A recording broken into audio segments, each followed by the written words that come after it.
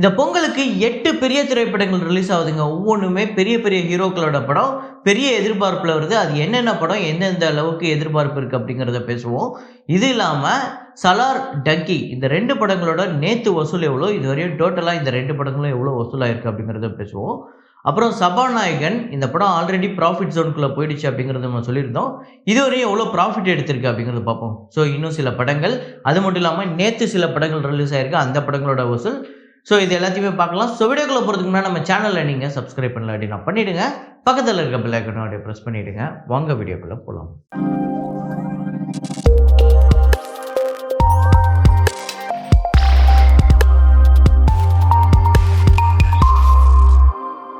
நேற்று வீடியோவில் நான் ஒரு ஃப்ரேம் ஒன்று வச்சுருந்தேன். அதை நிறைய பேர் கரெக்டாக கெஸ் பண்ணியிருந்தீங்க. அது என்ன ஃப்ரேம், என்ன படம் அப்படிங்கிறத பார்த்துட்டு வாங்க.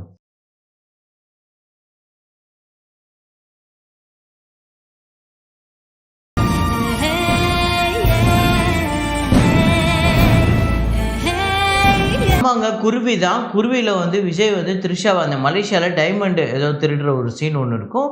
ஸோ அதை பண்ணும்போது அங்கே மேலே இருந்து அந்த மாஸ்க்லாம் போட்டுட்டு குதிப்பார். ஸோ அதுதான் நம்ம நேற்று ஃப்ரேமாக வச்சுருந்தோம். அதை கரெக்டாக கெஸ் பண்ண முதல் 5 பேர் லவ்லி அஃப்ரோஸ், ராம் சஞ்சய், ஆருண், அப்புறம் தர்ஷன், இளையாஸ், நஃபீஸா அப்படிங்கிற இந்த 5 பேர் தான் வந்து முதல்ல கமெண்ட் பண்ணியிருக்காங்க. இன்றைக்கான ஃப்ரேமை பாருங்கள், கெஸ் பண்ணுங்கள்.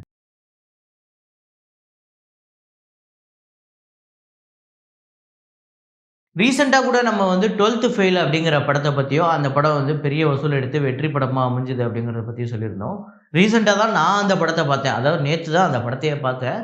உண்மையிலே என்னையே இந்த படம் பெரிய அளவில் ஆஹா இது தாண்டா சினிமா அப்படின்னு சொல்ல வச்சிருச்சு. வினோத் சோப்ரா உண்மையிலே ஒரு மிகப்பெரிய ரைட்டர் அப்படின்னு ப்ரூவ் பண்ணிட்டாரு. முக்கியமாக நான் எதுக்கு இதை சொல்ல வந்தேன்னா, வினோத் சோப்ராவை பற்றி நம்ம ஆல்ரெடி தெரியும். நிறையா படங்களில் வந்து ஒரு பெரிய பிகே, 3 இடியட்ஸ் அந்த மாதிரி பெரிய பெரிய படங்களில் அவர் அவரோட ரைட்டிங்லாம் அவ்வளோ சூப்பராக இருக்கும். இந்த படத்தோட ஹீரோ விக்ராந்த் மாசே உண்மையிலே நடிப்பில் பின்னி பெடல் எடுத்திருக்காரு. நம்ம ஏதாவது ஒரு நடிகரை பார்த்தாதான், ஏதாவது ஒரு படத்தை பார்த்தாதான் அப்பா மகா நடிகன்டா, என்ன நடிப்புடா அப்படின்னு சொல்லுவோம்ல. உண்மையிலே மகா நடிகன் தான் இந்த விக்ராந்த் மாசே. வேற லெவலில் அங்கே நடிச்சிருக்காருங்க. ரொம்ப அப்படியே பயங்கரமாக கத்தி டைலாக் பேசுகிறதுலாம் கிடையாது.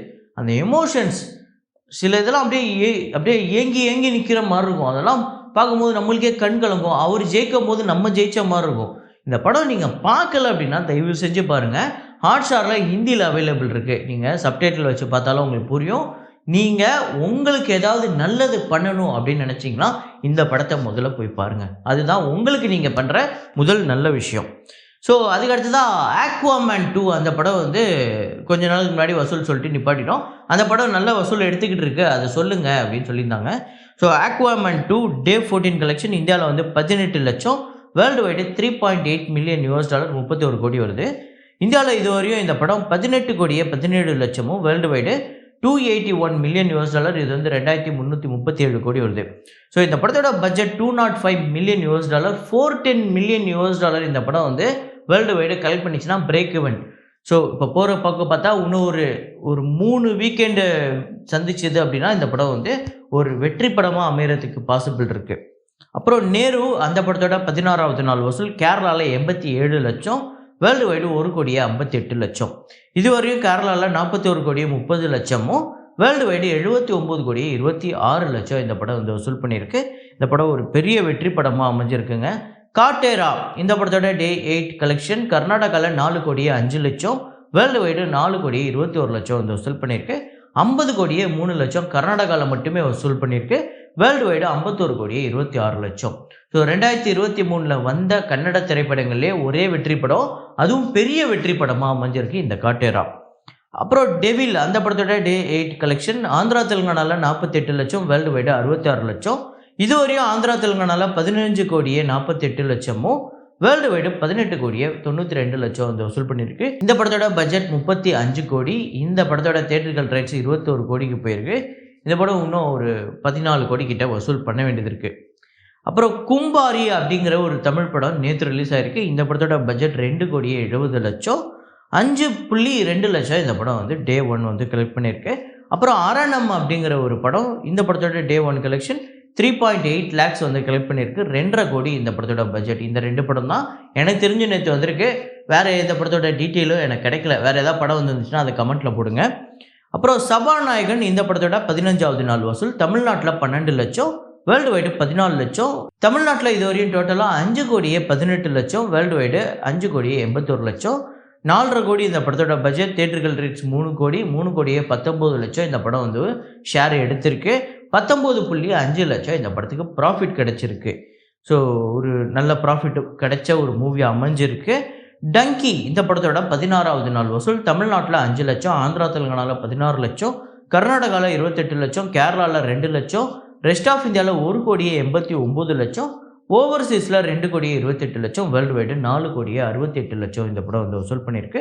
இதுவரையும் இந்த படம் டோட்டலாக தமிழ்நாட்டில் 4 கோடியே 16 லட்சமும், ஆந்திரா தெலுங்கானாவில் 12 கோடியே 55 லட்சமும், கர்நாடகாவில் 21 கோடியே 98 லட்சமும், கேரளாவில் 2 கோடியே 5 லட்சம், ரெஸ்ட் ஆஃப் இந்தியாவில் 192 கோடியே 45 லட்சம், ஓவர்சீஸில் 154 கோடியே 16 லட்சம், வேர்ல்டு வைடு இந்த படம் 387 கோடியே 35 லட்சம் இந்த படம் வந்து வசூல் பண்ணியிருக்கு.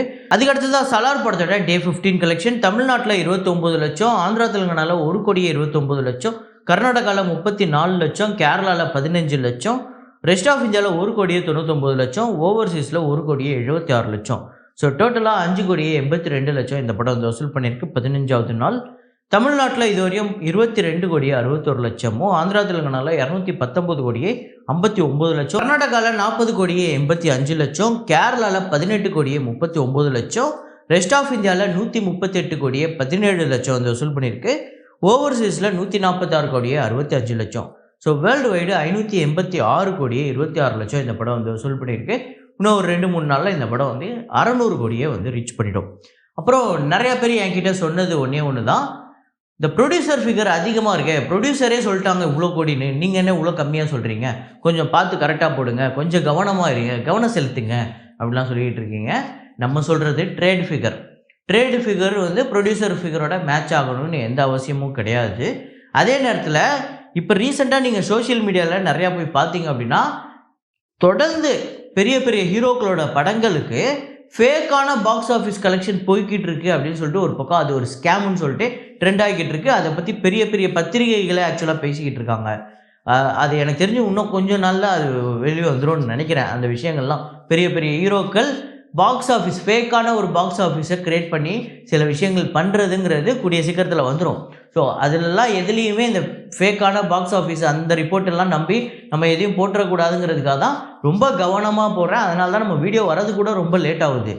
இந்த வீடியோ நான் வந்து ஏதோ ஒன்று சரி இந்த ஹீரோக்கு நான் அதிகமாக போடணும், இந்த ஹீரோ கம்மியாக போடணும்னா என்னால் காலையில் 7 மணிக்கு இந்த வீடியோவை அப்லோட் பண்ண முடியும். ஸோ நீங்களும் கொஞ்சம் யோசிக்கணும். இவ்வளோ சொல்கிறாங்க ப்ரொடியூசர் ஃபிகர், ஒரு பக்கம் நீங்கள் வேறு நான் சொல்கிறத விடுங்க, வேறு ஏதாவது ஒரு சைட்டில் கூட போய் பாருங்கள், இந்த ப்ரொடியூசர் ஃபிகரோட மேட்ச் ஆகுதா சலார் அப்படிங்கிறது. ஸோ டங்கி கூட நான் வந்து ஆக்சுவலாக பிரபாஸ்க்கு எதிரான ஆள் அப்படின்னு சில பேர் சொல்லிட்டு இருக்காங்க. டங்கி கூட நம்ம அஃபிஷியல் கலெக்ஷன் பக்கத்துலலாம் சொல்லலை, அதுவே கொஞ்சம் பின்னாடி தான் இருக்குது. ஏன்னா சில படங்கள் என்ன ஆகும் அப்படின்னா நாள் போக போக அந்த அஃபிஷியல் கலெக்ஷனோட நெருங்கி வரும். சில படங்கள் வேறு வழி இல்லை, அது அந்த இது வந்து ஃபேக் பாக்ஸ் ஆஃபீஸ் கலெக்ஷன் புட்டு வெளில வந்துடும். ஸோ அதுக்கடுத்து தான் நான் சொல்லியிருந்தேன், இந்த பொங்கலுக்கு வரப்போகிற 8 படங்கள், ஸோ பொங்கலுக்கு வரப்போகிற 8 படங்கள் முக்கியமான படங்கள் உங்களுக்கு என்ன படம் அப்படிங்கிறது தெரிஞ்சிருக்கும். அயலான், இன்னொன்று வந்து captain Miller. So Dhanush vs SK அப்படின்னு சொல்லிட்டு ஆல்ரெடி பயங்கரமான ஒரு கிளாஷ் அந்த ட்ரெண்டிங்கில் போய்கிட்டு இருக்கு. இந்த 2 படமுமே வேறு ஜானர், 2 படமுமே பெரிய படங்கள், 2 பேருமே பெரிய ஹீரோக்களோட படங்கள், 2மே நல்ல வியாபாரம் போயிருக்கு. 2மே தேட்டர்கள் ரன் எவ்வளோ போகுது அப்படிங்கிறத நம்ம 12ஆம் தேதிக்கு மேலே தான் பார்க்க முடியும். அப்புறம் குண்டூர் காரம், அது வந்து ஒரு மிகப்பெரிய படம், மகேஷ் பாபு அவர்களோட படம். அந்த படம் வந்து ஒரு மிகப்பெரிய ஓப்பனிங் இருக்க போகுது. அதுக்கடுத்ததாக பார்த்தீங்க அப்படின்னா ஹனுமான், இந்த படம் வந்து ஒரு பயங்கரமான மேக்கிங், பயங்கரமான விஎஃப்எக்ஸ் இருக்குது அப்படின்னு சொல்கிறாங்க. ஸோ இந்த படமே வந்ததுக்கப்புறம் தான் தெரியும் எந்த அளவுக்கு வியாபாரம் இருக்குது அப்படிங்கிறது. அப்புறம் மெரி கிறிஸ்மஸ் அப்படிங்கிறது விஜய் சேதுபதி அவர்களோட படம். இந்த படம் வந்து ஒரு ஹிந்தி படம். இந்த படத்துக்குமே எந்த அளவுக்கு ஓப்பனிங் இருக்குது அப்படிங்கிறது நம்ம 12ஆம் தேதி தான் பார்க்க முடியும். இந்த படமே ஒரு பெரிய படம். அப்புறம் நான் சாமி ரங்கா அப்படிங்கிற ஒரு படம், நாகார்ஜுனா படம். அந்த படமுமே ஒரு பெரிய படம் தான், பெரிய ஹீரோட படம் தான். இந்த படமுமே இந்த பொங்கலுக்கு தான் வருது. அப்புறம் சைந்தவ் அப்படிங்கிற படம் வெங்கடேஷ் அவர்களோட படம். அந்த படமுமே இந்த பொங்கலுக்கு தான் வருது. அதாவது பொங்கல், சங்கராந்தி அவங்களுக்கு சங்கராந்தி. அப்புறம் மிஷன் அருண் விஜய் படம். இந்த படமுமே இந்த பொங்கலுக்கு 12ஆம் தேதி தான் வருது. ஸோ 8 படங்கள் மிகப்பெரிய படங்கள். இது இல்லாமல் மேபி இந்த சின்ன சின்ன படங்கள் வரதுக்கான பாசிபிள் இருக்குது. இந்த 8 படங்களில் நீங்கள் எந்த படத்தை முதல்ல போய் பார்க்க போகிறீங்க, நீங்கள் எந்த படத்துக்கு அதிகமாக எதிர்பார்த்து காத்துட்டு இருக்கீங்க அப்படிங்கிறத கமெண்ட்டில் போடுங்க. ஸோ இதே மாதிரி ஒரு வீடியோவில் இதே மாதிரி ஒரு கலெக்ஷன் ரிப்போர்ட்டில் மீண்டும் நான் உங்களை சந்திக்கிறேன். Signing off Rahman.